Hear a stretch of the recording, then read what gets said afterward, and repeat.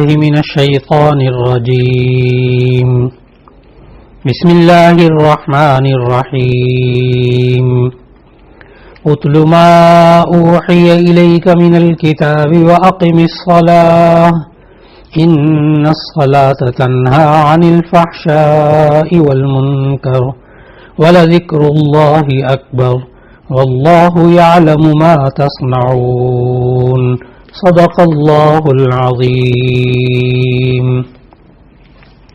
قرآن مجید کے مضامین کے خلاصے کے سلسلے میں آج 21ویں پارے کا آغاز ہو رہا ہے۔ 20ویں پارے کے آخر میں سورہ عنکبوت آئی اور اس کا باقی حصہ سورہ عنکبوت کا وہ 21ویں پارے میں آ رہا ہے۔ اللہ رب العزت نے 21ویں پارے کے شروع میں سورہ عنکبوت کی آیت نمبر 45 میں فرمایا کہ انسان اللہ کی اس سورت کا نام سورہ روم اس لیے رکھا گیا کہ آیت نمبر 2 اور 3 میں اللہ تعالیٰ نے رومیوں کے غالب ہونے کی پیشین گوئی کی ہے، اسی وجہ سے اس سورت کا نام سورہ روم رکھا گیا۔ قرآن حکیم کے معجزہ ہونے کے وجوہ اعجاز میں سے ایک اہم وجہ اس قرآن حکیم کی پیش گوئیاں بھی ہیں جو کہ سچی ثابت ہوئی۔ یہ پیشگوئی رومیوں کے غالب آنے کے بارے میں تھی۔ اس پیشگوئی کا پورا ہو جانا انتہائی غیر معمولی اور عادات سے ہٹا ہوا خلاف عادت ایک واقعہ نظر آتا ہے، کیونکہ جس وقت قرآن حکیم میں یہ خبر دی تھی اس وقت ایرانی رومیوں پر پوری طرح چھائے ہوئے تھے۔ رومی مقبوضات اور نو آبادیوں کے یکے بعد دیگرے ایرانیوں کے ہاتھ آتے جاتے رہے تھے۔ اس وقت رومی سلطنت زندگی اور موت کی کشمکش میں مبتلا تھی۔ سرحدی حالات کے علاوہ جو داخلی حالات تھے وہ بھی بہت خراب تھے، لیکن یہاں تک کہ رومیوں کا جو بادشاہ تھا وہ زوال کی تیز آندھیوں کے سامنے بے بس ہو کر ذلت اور پسپائی اختیار کر چکا تھا، کیونکہ اس وقت کے فارس کے لوگ یہ مشرک تھے اور آتش پرست تھے، جبکہ رومی خدا پرست تھے۔ اس لیے مشرکین مکہ اپنے ہم مذہب کے غلبے کی خبریں سن کر خوش ہوتے رہتے تھے۔ ان مخدوش حالات میں قرآن حکیم نے پیشگوئی کی کہ 9 سال کے اندر اندر رومی ایران پر غالب آ جائیں گے۔ یقیناً مشرکین نے قرآن کے اس اعلان کا خوب مذاق اڑایا ہوگا، لیکن ہوا بالکل یہ کہ دنیا نے دیکھا کہ ٹھیک 9 سال کے اندر اندر قرآن حکیم کی عظیم الشان پیشگوئی پوری ہوئی اور رومیوں نے فارسیوں کو، ان کے جاہ جلال کو اپنے پیروں تلے رون ڈالا اور فارس کی سلطنت کے دل میں رومی جھنڈا نصب کر دیا۔ اس طرح سورہ روم کے اندر جو پیشگوئی آئی تھی اللہ تعالیٰ نے اس کو پورا کر دیا۔ سورہ روم کے اس معرکے میں اللہ تعالیٰ نے بتایا کہ اللہ تعالیٰ کے اس دنیا کے اندر 2 جماعتیں بن جاتی ہیں، ایک رحمان کی جماعت جسے حزب الرحمان کہا جاتا ہے اور ایک شیطان کی جماعت جسے حزب الشیطان کہا جاتا ہے۔ ان دونوں جماعتوں کے اندر ہمیشہ سے ایک کفر اور ایمان اور حق اور باطل کی جنگ جاری ہے۔ جب تک فیصلے کا دن نہیں آ جاتا اس وقت تک حق اور باطل کی یہ جنگ چلتی رہے گی، لیکن اللہ تعالیٰ نے ان آیات میں سمجھایا جس وقت قیامت برپا ہوگی یہ دونوں گروہ الگ الگ ہو جائیں گے۔ اہل ایمان کے گروہ کو جنت میں جگہ دی جائے گی اور کافروں کو گروہ کو عذاب میں ڈالا جائے گا۔ اللہ تعالیٰ نے اس صورت میں اپنے وجود پر اور عظمت جلال پر اللہ تعالیٰ نے 7 دلیلیں ذکر فرمائیں۔ ایک تو یہ اللہ تعالیٰ نے اپنے وجود پر دلیل بتائی کہ اللہ تعالیٰ ایک چیز کو اس کی ضد سے پیدا کرتا ہے۔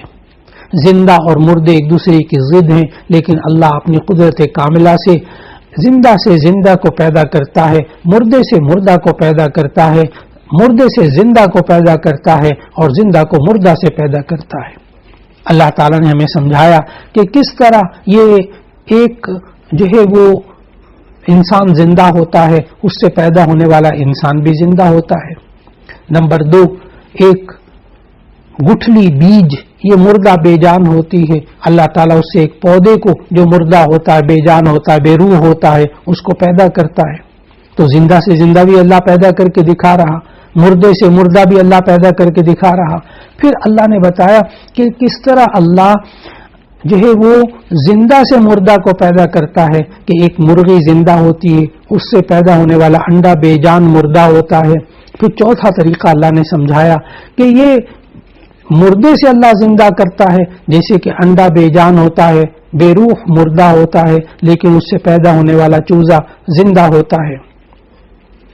پھر اللہ نے اگلی آیات میں سمجھایا، آیت نمبر 20 میں، کہ انسان کو اللہ تعالیٰ نے بے جان مٹی سے پیدا کیا ہے۔ حضرت آدم علیہ السلام مٹی سے پیدا کیے گئے۔ انسان کی جو ضروریات ہوتی ہیں غذائی اور جسمانی، وہ بھی اللہ مٹی ہی سے پیدا کرتا ہے۔ پھر اللہ تعالیٰ نے ہمیں سمجھایا آیت نمبر 22 اور 23 کے اندر، آیت نمبر 22 میں سمجھایا کہ کس طرح اللہ تعالیٰ میاں بیوی کا جوڑا بناتا ہے اور انسان آپس میں تعارف بھی نہیں ہوتا اور ایک دوسرے سے ملتے ہیں۔ اللہ نے پھر اسی طرح انسانوں کو زمین کے اندر پھیلایا۔ آسمان و زمین میں جو کچھ ہے اللہ ہی نے پیدا کیا ہے۔ انسانوں کی مختلف زبانوں کو اللہ نے پیدا کیا ہے، رنگوں کو مختلف اللہ نے پیدا کیا ہے۔ پھر آیت نمبر 23 میں اللہ تعالیٰ نے سمجھایا وہی اللہ ہے جو رات اور دن میں نیند کے ذریعے انسان کو سکون عطا کرتا ہے۔ انسان دن کے اندر اپنے مشاغل میں مصروف رہتا ہے اور رات کو یہ انسان نیند میں مبتلا ہو کر اپنے بدن کو سکون پہنچاتا ہے۔ پھر اللہ تعالیٰ نے آیت نمبر 24 میں فرمایا کہ جس دل میں اللہ کا خوف پیدا ہوتا ہے اور امید ہوتی ہے، اللہ اس پر رحمت نازل فرماتا ہے۔ جس طرح کے بارش برستی ہے تو مردہ زمین بھی زندہ ہو جاتی ہے۔ پھر اللہ تعالیٰ نے زمین و آسمان کا جو نظام ہے وہ سمجھاتے ہوئے فرمایا کہ آسمان کی جو چھت ہے وہ کسی ستون کے بغیر کھڑی ہے اور اس کے مدار کے اندر ستارے دوڑ رہے ہیں، ہر ایک اللہ کے حکم سے چل رہا ہے۔ اسی طرح اللہ نے ان آیات میں سمجھایا کہ زمین مسلسل حرکت کر رہی ہے، اس کے اوپر بسنے والے انسانوں کو اس کا احساس بھی نہیں ہوتا۔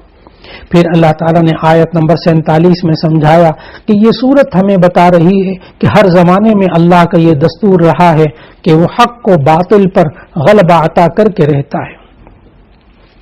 پھر اس کے بعد کی آیات میں اللہ تعالیٰ نے سمجھایا کہ اگر اہل حق مغلوب ہوں تو انہیں محاسبہ کرنا چاہیے کہ کہیں ایسا تو نہیں کہ انہوں نے باطل کے طور طریقوں کو اپنا لیا ہو، اور کہیں ایسا تو نہیں کہ باطل پرستوں نے حق کے بعض اصول اختیار کر لیے ہوں۔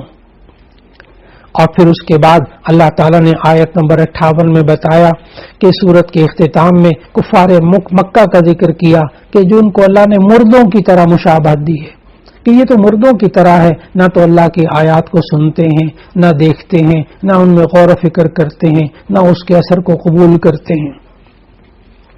پھر اللہ نے سمجھایا کہ ہم نے لوگوں کو سمجھانے کے لیے اس قرآن میں ہر طرح کی مثالیں بیان کر دی ہیں۔ اگر تم ان کے سامنے کوئی نشانی پیش کرو گے تو یہ آگے سے کہہ دیں گے، تمہیں جھٹلائیں گے، لیکن تم ان کے جھٹلانے کی فکر نہ کرو، حق بات وہی ہے جو اللہ نے کہہ دی ہے۔ اسی کے ساتھ سورہ عنکبوت کا اختتام ہو رہا ہے اور اس سورہ روم کا اختتام ہو رہا ہے، اور اس کے بعد 21ویں پارے میں سورہ لقمان کا آغاز ہوا۔ سورہ لقمان یہ ترتیب توقیفی کے اعتبار سے سورت نمبر 31 ہے اور ترتیب نزولی کے اعتبار سے یہ سورت نمبر 57 ہے۔ یہ سورہ لقمان مکی سورت ہے، ہجرت سے پہلے نازل ہوئی۔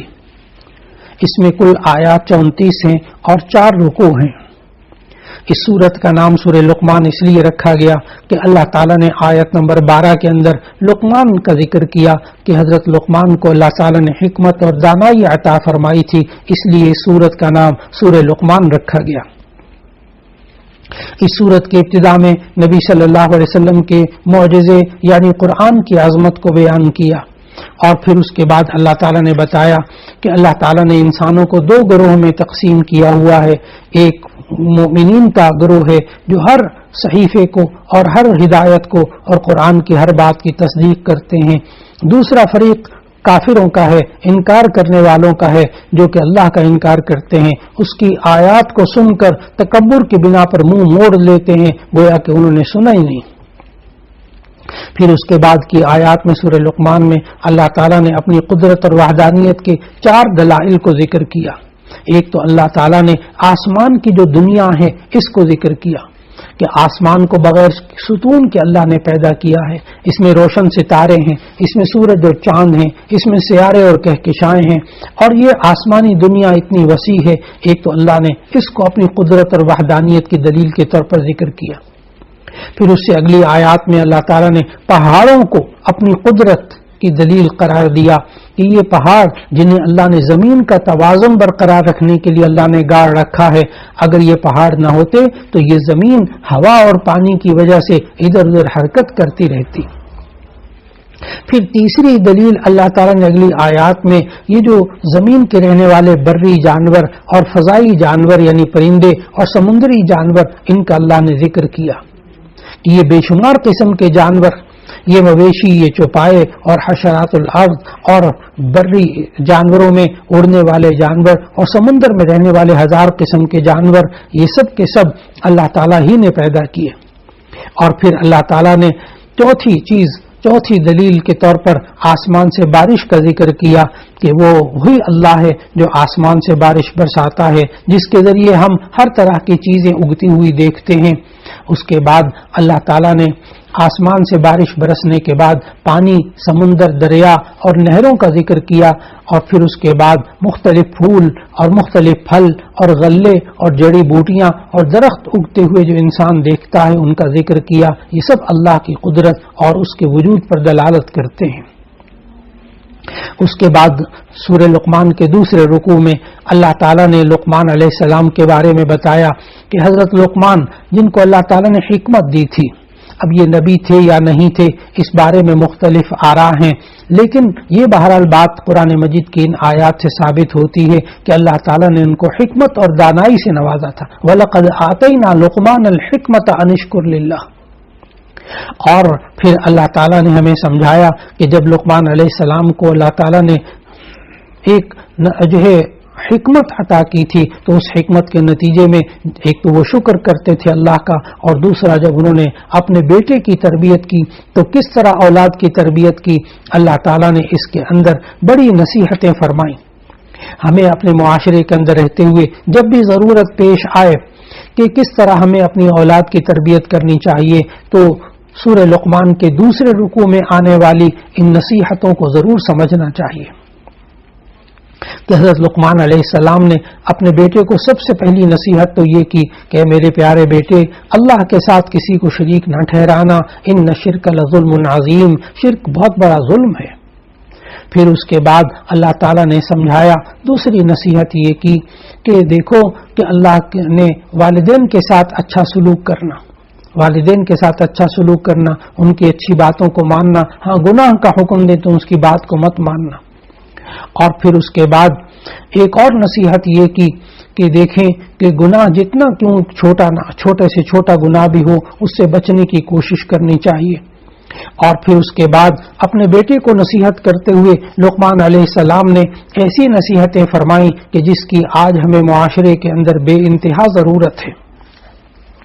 سب سے پہلی نصیحت حضرت لقمان علیہ السلام نے یہ فرمائی کہ دیکھو اللہ کے ساتھ کسی کو شریک نہ ٹھہرانا۔ دوسری نصیحت یہ فرمائی کہ اپنے والدین کے ساتھ اچھا سلوک کرنا، ہاں البتہ شرک کا حکم دے، گناہ کا حکم دے تو ان کی بات مت ماننا۔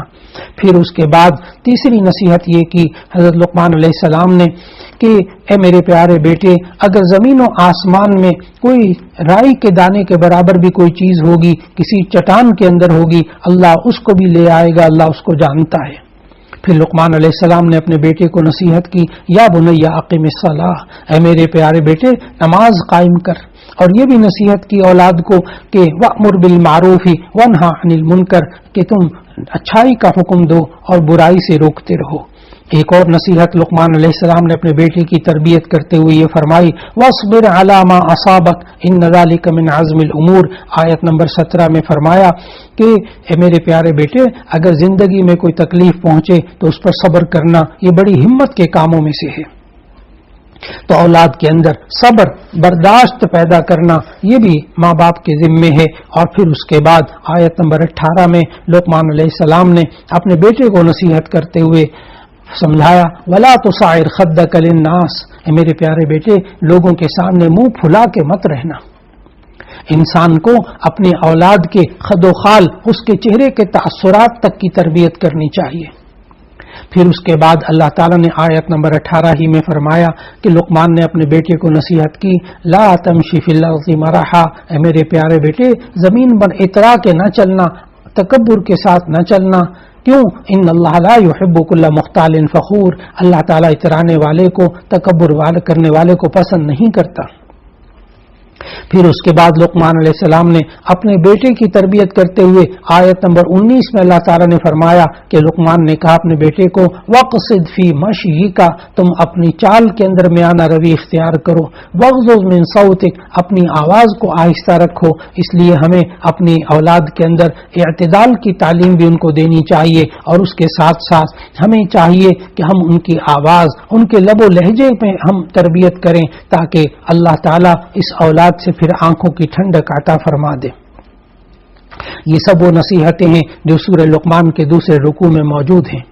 اور پھر اس کے بعد اللہ تعالیٰ نے اپنی قدرت کے مظاہر پیش کیے کہ یہ دیکھو، یہ جتنا آسمان و زمین میں جو کچھ ہے سب اللہ نے تمہارے لیے پیدا کیا ہے، تمہارے کام میں لگا دیا ہے۔ کمال کی نعمتیں اللہ نے ظاہری اور باطنی عطا فرمائی ہیں، دیکھو اللہ کی بات کو ماننے والے بن جاؤ۔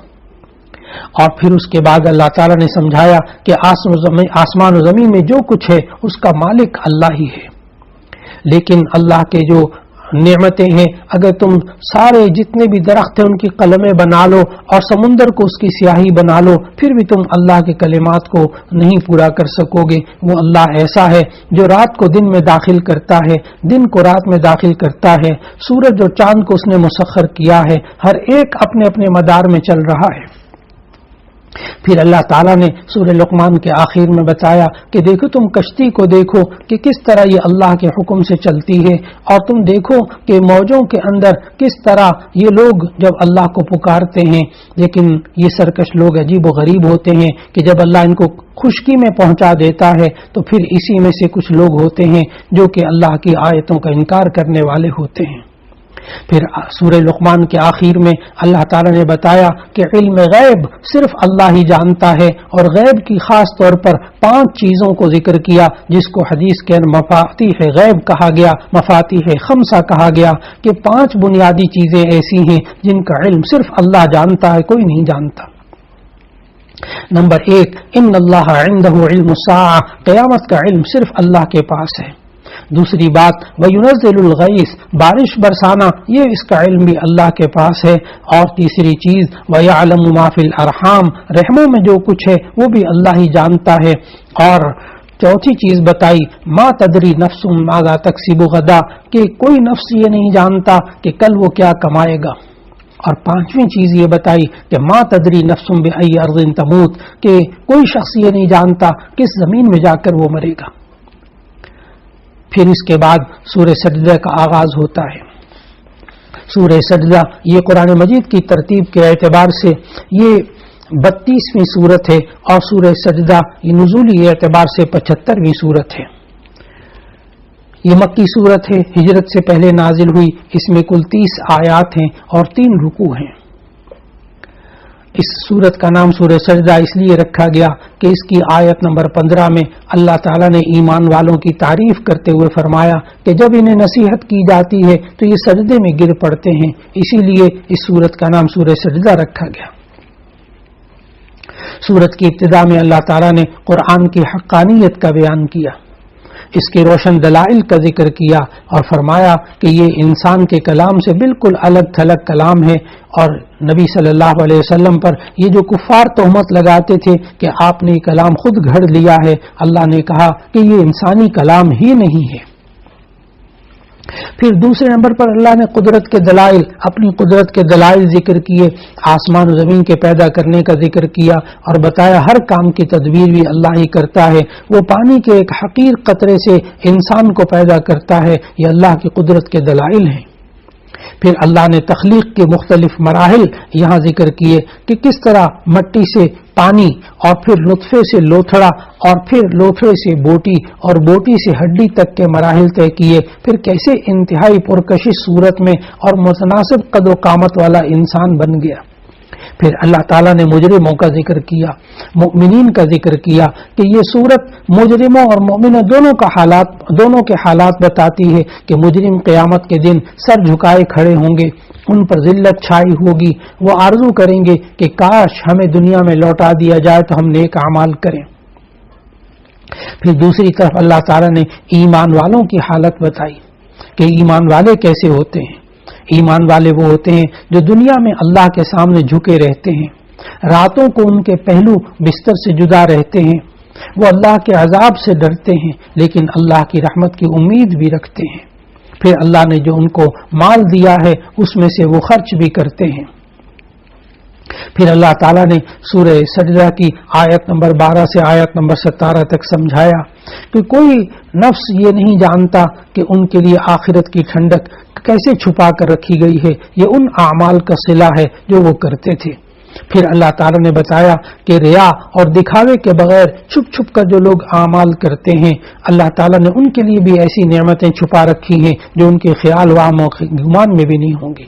پھر اس کے بعد اللہ تعالیٰ نے جنت کی نعمتوں کی حقیقت بتائی کہ جنت کی نعمتوں کی حقیقت بھی دنیا کو رہتے ہوئے انسان کو سمجھ میں نہیں آ سکتی، لیکن حقیقت کے اعتبار سے ان کے درمیان زمین و آسمان سے بھی زیادہ کہیں فرق موجود ہے۔ پھر سورت کے اختتام پر حضرت موسیٰ علیہ السلام کو تورات دیے جانے کا ذکر کیا اور اس بات پر بھی تنبیہ فرمائی کہ حضرت محمد مصطفیٰ صلی اللہ علیہ وسلم اور حضرت موسیٰ علیہ السلام کی رسالت میں مشابہت پائی جاتی ہے کہ کس طرح جتنے بھی رسول اللہ نے بھیجے وہ سب توحید، رسالت اور آخرت ان تینوں باتوں پر ہی کاربند رہتے تھے۔ اس کے بعد سورہ احزاب کا آغاز ہوا۔ سورہ احزاب یہ قرآن مجید میں ترتیب کے اعتبار سے 33ویں سورت ہے اور نازل ہونے کے اعتبار سے یہ سورت نمبر 90 ہے۔ سورہ احزاب یہ مدنی سورت ہے، اس میں کل 73 آیات ہیں اور 9 رکوع ہیں۔ اس سورت کا نام سورہ احزاب اس لیے رکھا کہ احزاب حزب کی جمع ہے۔ حزب کا معنی ہوتا ہے گروہ، لشکر، کیونکہ اس میں قریش کے مختلف قبائل اور مختلف جماعتوں نے مدینے پر چڑھائی کی تھی، کئی لشکروں نے چڑھائی کی تھی، اس لیے اس سورت کا نام سورہ احزاب رکھا گیا، جس میں کہ غزوہ احزاب کا ذکر ہے۔ اور یہ پوری تفصیل غزوہ احزاب کی آیت نمبر 22 سے آیت نمبر 27 تک آ رہی ہے۔ اس سورت کے اندر اللہ تعالیٰ نے بنیادی طور پر 3 موضوعات پر بحث فرمائی، 3 موضوعات کو ذکر فرمایا۔ ایک تو ہمیں معاشرتی آداب سکھائے، دوسرا شرعی احکامات بتائے، اور تیسرا اللہ تعالیٰ نے بعض غزوات کا بیان کیا، جیسے غزوہ احزاب کا بیان کیا، غزوہ بنی قریظہ کا بیان کیا۔ پھر ان دونوں غزوات میں منافقین کا کردار اور ان کی حالت بتائی۔ پھر اللہ تعالیٰ نے ان آیات کے اندر پہلی جو 2 آیتیں ہیں، اس میں اللہ تعالیٰ نے نبی صلی اللہ علیہ وسلم کے واسطے سے نبی صلی اللہ علیہ وسلم کی امت کو 4 باتوں کا حکم دیا۔ پہلا حکم یہ دیا کہ وہ اللہ سے ڈرتے رہیں، دوسرا حکم امت کو یہ دیا کہ یہ کافروں اور منافقوں کی آراء کا اور ان کے خیالات کا اتباع نہ کریں، تیسرا امت کو یہ حکم دیا کہ یہ امت وحی الہی کی اتباع کرتے رہیں، اور چوتھا حکم یہ دیا کہ اللہ پر اعتماد اور بھروسہ کریں۔ یہاں ذہن میں نہیں رکھنا چاہیے کہ اللہ تعالیٰ نے پورے قرآن مجید میں کہیں بھی نبی صلی اللہ علیہ وسلم کو نام لے کر نہیں پکارا، یہاں بھی یا ایھا النبی کہہ کر خطاب کیا، دوسرے انبیاء کو یا آدم، یا موسیٰ، یا عیسیٰ، یا زکریا کہہ کر خطاب کیا ہے۔ اللہ تعالیٰ نے ہمیں یہ سمجھایا کہ ان آیات کے اندر کہ ایمان والوں کا جو حال ہوتا ہے وہ یہ ہوتا ہے کہ ان کے دل کے اندر جب ایمان بس جاتا ہے تو اللہ تعالیٰ نے پھر نظام ایسا بنایا ہے کہ بعض لوگ یہ سمجھتے ہیں شاید ان کے دلوں میں 2 دل ہیں، ان کے اندر 2 دل ہیں۔ اللہ نے بتایا نہیں، آدمی کے پہلو میں ایک ہی دل ہوتا ہے، یا اس میں ایمان ہوگا یا کفر ہوگا۔ ایک ہی دل میں کفر اور ایمان دونوں جمع نہیں ہو سکتے۔ اور پھر منافقین کی تردید کی جنہوں نے کفر اور ایمان کے درمیان ایک تیسرا درجہ نفاق کا بھی بنا رکھا تھا۔